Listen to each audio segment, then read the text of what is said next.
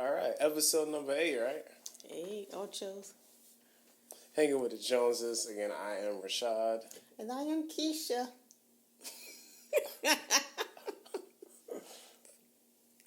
This is how this whole episode is about to be? I don't know. I hope not.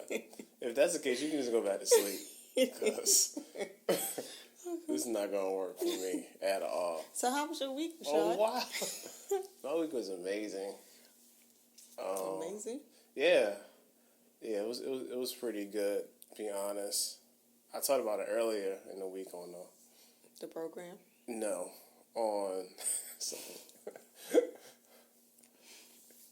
download, subscribe to program podcast. Available on all streaming platforms and YouTube. Anyway, now just talked about on our IG about how I was trying to do something that had to kind of reevaluate and start all over. Mm-hmm. So that was sad, but it was good that I was able to at least go through the process and figure that out. So it's still a win for me. Like I said the other day, like I'm not losing, I'm learning. And if you're not learning, then you're losing. And I really believe that. You came up with that? I don't know. You like that, don't you?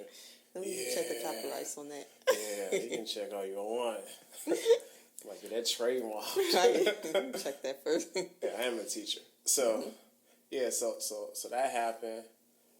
Been working out, and like I think what stinks about broken right now. Oh my God, like they feel so good. They feel so good running. I'm talking about this daggone sneakers again. Like I feel like I need another pair. Don't. Because you can't have like one pair running sneakers. You gotta break it up. No, Rashad, don't play you. No. So you can have. No. Mm-mm. But seriously though, like I need a pair. I'm getting a pair of Jordan 1s in June. That's just for certain. Sorry, like I haven't had a pair of sneakers for myself in so long. Me either. You either.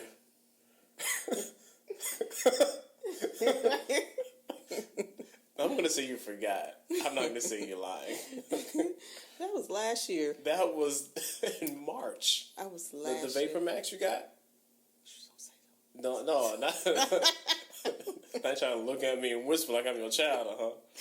Oh, no. I'll talk to my teeth. Tell him we ain't home, huh? Mama. Okay, but think about it. You getting, last time was in March, you're getting 2 pairs like back to back. Back to back. No. Yeah. No. I mean. So my week was fine. Just find out you're getting more shoes, No, he's not. Cut them up at the door. My week was pretty decent. I mean, it's been pretty good. Yes, it's been pretty good. It's super descriptive. Yeah, I'm trying to recap what I did this week. I don't know what I did. Other than work. Work was, really busy. Yeah. It's pretty good. Yeah. I'm still here above ground, so it's pretty good. Still standing. Mm-hmm. Still here. 10 toes up. Still really? Or down. They down, right? Oh, if you're down, it means you're. 10 toes up. Okay. Yeah, 10 toes up means like you're like awake. Why are you even using that I euphemism? I don't know. I'm not a fan of that one. I don't know. It just fit. It went with the time. Wow. All right. Moving right along. I really hope this is better than the start. So today we want to talk about something that's actually more on the serious side and is really encompasses what Keisha's life is, and that's her lack of mental health. No, no, seriously though. Like, just explain to everybody. I know we kind of had a brief overview in the first episode, but like, explain to people what it is that you really do. With full time or my job? No, not the full time. Like, well, you mean a social worker? Mm-hmm. What? I'm a licensed clinical social worker, so psychotherapist, which means counseling. Right now, I do have my own company called TR Consultants for mental health counseling. We discuss with trauma, domestic violence, coping skills, everything you can kind of think about. So my real life job, I should say, or one of my purpose was psychotherapy, which is kind of, even going about psychotherapy was pick the remember that route to take to finally get there. That's what I'm supposed to do. Yeah. Because at first I was wanting to be a lawyer, because he said you're able to kind of debate Or manipulate. Yeah. So there we go. So it's like being a lawyer. So I did an internship at the district attorney's office. Hated it. Oh my gosh, I hated it. I was like, this is the boringest internship at all. Like one time I fell asleep and I wake up and all the lawyers like over my cubicle looking at me. I was like, oh snap, I'm in trouble. So then I was like, okay, what am I do? So I did psychology. Why? I don't know. I did psychology. Even went to grad school in psychology. That didn't work out so well. Switched to social work. So I don't know, when that didn't work out, I was sitting there crying like, what am I going to do? Now my mother's a social worker. On my father's side, my uncle's a social worker and always told me going to social work. He was a licensed clinical social worker. Didn't dawn on me until like you in the program. I was in the program. I was like, wait, this is what he was talking about. And then I was like, why do I need to go back to school? I'm tired of school. School has nothing to do with my spiritual journey. I really thought that. But school has nothing to do with my spiritual journey. And when I die, God's not going to ask me what school I went to. I was really done. I was like, I am done with school. But then I heard God tell me that there were some people he need me to reach, and I would not be able to reach them without the credentials behind my name. So I was like, oh, okay. And I wasn't a traditional student. I had children too. So I'm like, okay, go grad school. Actually, while I was in grad school for psychology, I was pregnant with our first child. And midterm, I went in labor. Remember that? Yeah, I heard about it. I went in labor during my midterm. So I'm like, okay, I just had a baby. Didn't the psychology thing didn't work out. So I'm going to go back to school for social work. I did. And I think it was the best decision. So I do believe that being on this side with those initials behind my name allowed me to do God's work and reach people that without those initials, the door, I would not be able to even enter the door. Mm-hmm. Definitely. So, in regards to mental health, and I'll just be honest, Black community, do you think we're actually getting any better in regards to us believing it's a thing, accepting it's a thing, and putting in the work to actually go to therapy and hold on, that's the best I can say. I don't know we get it much better. I think it's still, we have a while to go, because treating some other who are non-Black, they'll come to counseling just like for a checkup. Like you go to the doctor for a checkup, someone's like, I just want to come to make sure I'm okay. I've seen that a lot of times with us, we're not going to counseling until either we broke down, it's court ordered, or like it has to be the like extreme case. So I would like to see more of, I'm coming in for a checkup, as opposed to somebody said I had to go and I had to meet some kind of mandate. You know? Definitely. Like we could do some preventative services. And sometimes it could be a drastic difference. And that's, of course, that's not, I said, let's use the bell curve. Not saying that's everybody. And it's just us. But I think a lot of times with Black people, we got this stigma that if you go to counseling, you don't love Jesus, or you don't let God work it out. You crazy if you go to counseling. Whatever goes on in the house stays in the house, so you don't tell nothing. Or no need to work it out, happened in the past. I think we kind of still underneath that stigma. Okay. So with that being said, how would you tell somebody who has this intersection of religion and therapy, and they don't want those things to cross? They think they should be separate lanes, and they think they really don't go together. What would be your response to that? And, we used to go we used to have a problem. Rashad didn't believe in counseling. No, in the beginning. And if I remember times like, Rashad, I really think I'm stressed out. I really think I need, when especially I was in school, I was like, I'm really stressed. I think I need to go to counseling to process this. I think Rashad preached the whole Bible. And I was like, oh my gosh, how can I be going to school for something and you don't even believe in it? So am I going, you know what I mean? It's like, I'm going to school in this. And the funny thing was, like, I believed in it. I just didn't believe in it for you. Right, exactly. That was my next thing. Exactly. So it was like, yeah, people need counseling, but you don't, because you just bring it to the Lord in prayer and He changes things. And I was like, oh my gosh, are you serious? So are you going to tell everyone, just bring it to the Lord in prayer? So I had to kind of, I use always physical, because people understand physical more than mental, because mental you can't see. Sure. You know, unless somebody says something, you don't know someone necessarily have a mental health issue. But physical, you might be able to see that quicker. I said, if someone, and I have to tell this to so many people in the church, if someone had cancer, if someone had AIDS, if someone had diabetes, you would not tell them not to take their medication or to pray those things away and don't take your medication or don't go to the doctor. You would encourage them to do so. So why is it the opposite with mental health? Mental health controls all those things in your body. Your mind controls if you're healing, if you're not healing, how you're thinking. So that's how I kind of always put it together. If you won't tell someone, I hope no one does, you encourage people to go to the doctor for medical stuff. They got diabetes. They got high cholesterol. You can't discourage people for going for counseling. And I thought that, and even when I started my company, that was my whole purpose, is to merge mental health and ministry. That mental health is a ministry. Yeah.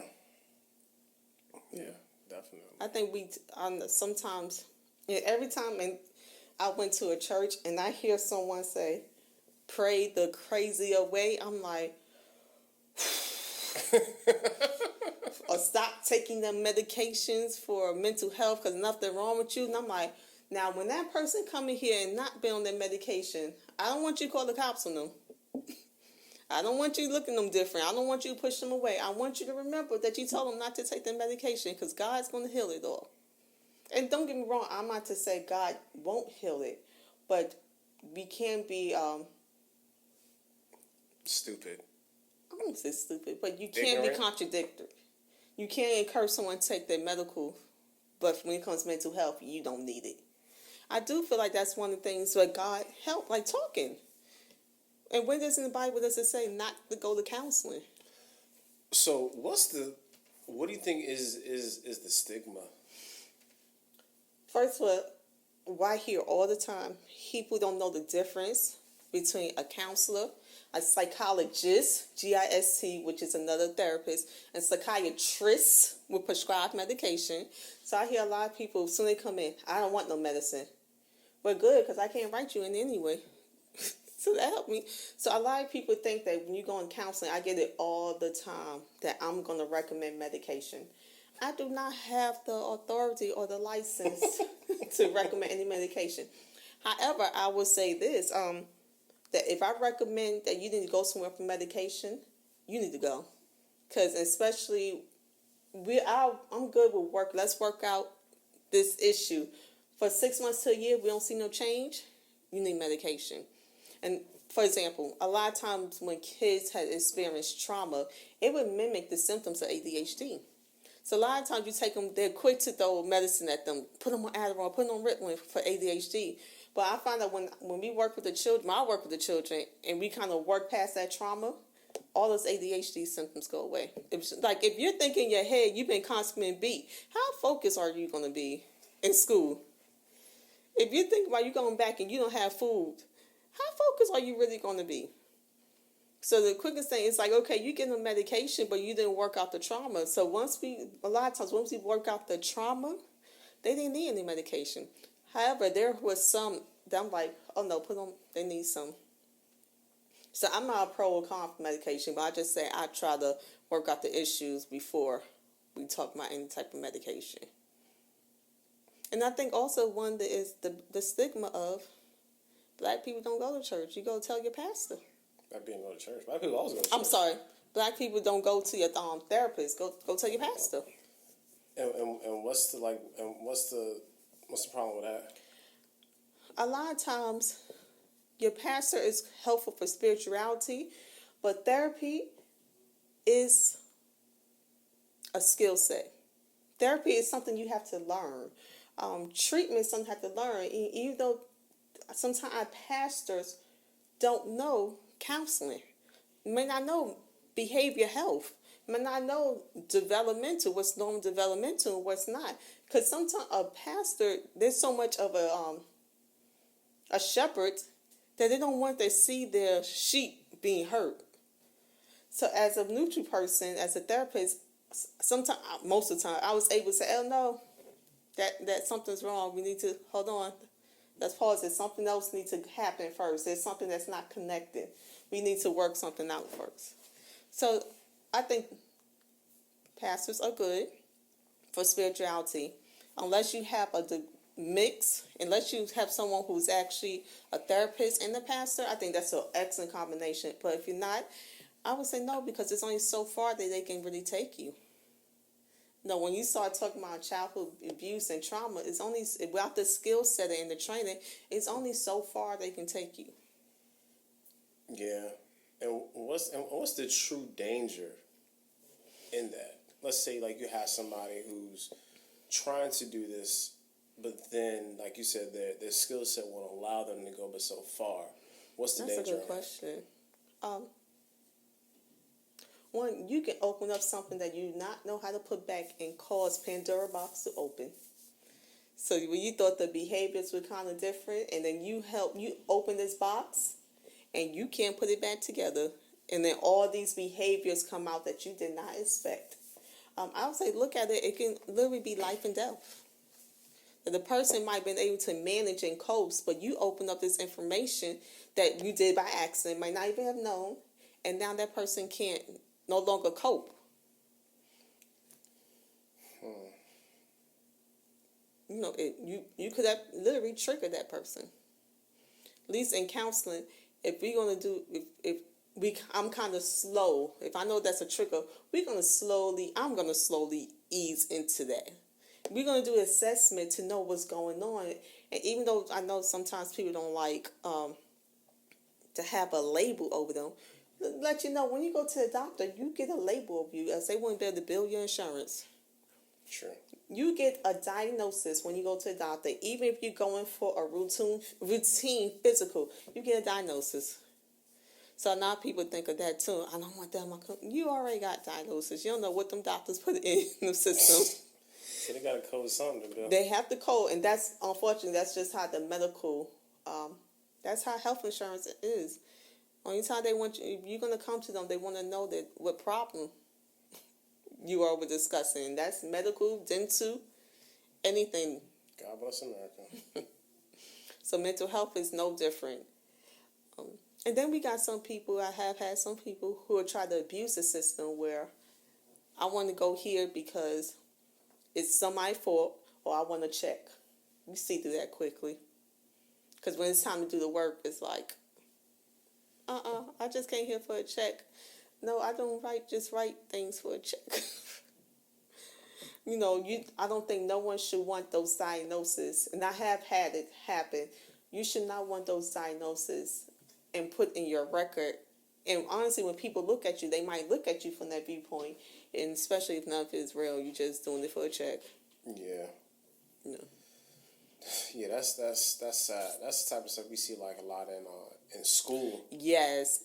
When I used to do the aptitude testing for school, some people, it's weird because I'm being honest, some people who are not black would come to school and want their children tested like 2 and 3 times, and you're like, no, this is what it is. There's nothing wrong with your child. Yeah, like I had to for example, I had a student one time, and there was nothing wrong with them. Mm-hmm. They just were like, all they had was C. C was their best, mm-hmm. and that was it. Mm-hmm. This mother basically was finagle the system to put her child in each class was an inclusion class, meaning there's a mix of kids who actually have some issues and like an IEP, have IEPs or 504s, and kids who don't, just regular students. It's a mix, so it means there's going to be extra help in the class. Probably another teacher, maybe a teacher assistant, a co-teacher, teacher assistant, like 3 adults in the room at any time. And every class this child was in was an inclusion class. There was nothing wrong with her. And I'm like, so they can get a check. Not even to get a check, just so they can get extra help. But only thing your kid can get is this C. And sometimes it's hard. Sometimes hard for that parent to maybe. That's what counseling be effective, because maybe it's hard for that parent to realize that the kid is trying his best, and maybe to see the kids, are you trying your best, and what else could be done. But I know I had some that was doing it strictly for a check, and you don't want this title be put on your child, and it's not true. And then I had some be kind of beg, like, please get tested. Like, no, something, they need help, please. Please. Yeah, we had those too. Right. You walk around here unidentified. Right, like, no, please, come on. And you couldn't get those. You like, nah. I don't want the title. Well, unfortunately, this title will help your child. And don't get me wrong, I'm not saying that I would be easy as a parent to have the title, but at some point, you gotta say, okay, I gotta swallow this. If this is what's gonna help my child, definitely, I'm gonna have to do it. Definitely. So when did you kind of grow in mental? Because going from, like, literally, it's not figurative. Like, literally, if I said anything about mental health, you already went to that. No, why you gotta reiterate literally, that? Literally, like we talk about sneakers, I'm emphasize this. Literally, anytime I say anything about mental health, I got a sermon. Like, it was a sermon. Because John, I was like, oh my, yes, it was. Now he's actually in counseling. So it's like, what helped you change? Like, that was a total 180.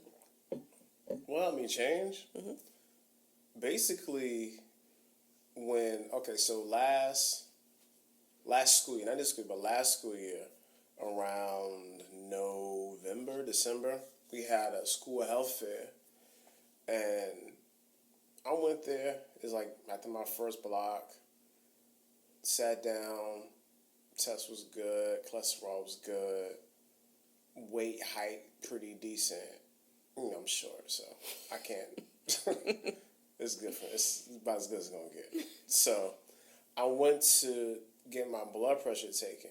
And my blood pressure, just resting blood pressure, was like 165 over 115. It was like, are you okay? I'm like, yeah, yo, what's the problem? So your blood pressure is really high. I'm going to check it again, just to make sure. Cool. Checked it again. It was like 163 over 1 something. He said, okay, we're going to check this after this is all over. I said, all right. So by the time it was done, it was like 159 over 110. She said, yeah, you need to go to the doctor and get this checked out. So went to urgent care. He was like, the little doctor was like, yo, I don't see, there's nothing really wrong with you. You don't smoke, you don't drink, you don't have any like overbearing health issues. You're not facing like, any like obesity. For what you're telling me, you have a decent diet. Like, yeah, only thing I can really say, Mr. Jones, is it could be stress, but I don't know. So go to find a PCP, because the last one, they sucks. So we found a new PCP, talked to him, and he was like, yeah, this is all just stress management. So he said, see me back in like 3 months or so to see how it will go. And I adjusted my diet a little bit more, trying to take in less sodium, and my blood pressure was still high. Like, even when I went in there, it was like 145 over like 105. And he was like, yeah, we're going to put you on a low dose blood pressure much medicine because we don't want this to get out of control now. And obviously, all this is just, it seems like it's stress because you're eating well, you exercise, you're in shape, and it has to be stress. And I told her, like, yeah, man, like I don't even, and the sad part was, like, I was stressing and I didn't even know I was stressing. Mm-hmm.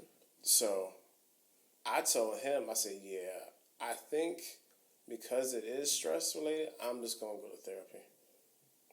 So that was really my main reason was my mental health was affecting my physical health. Mm-hmm.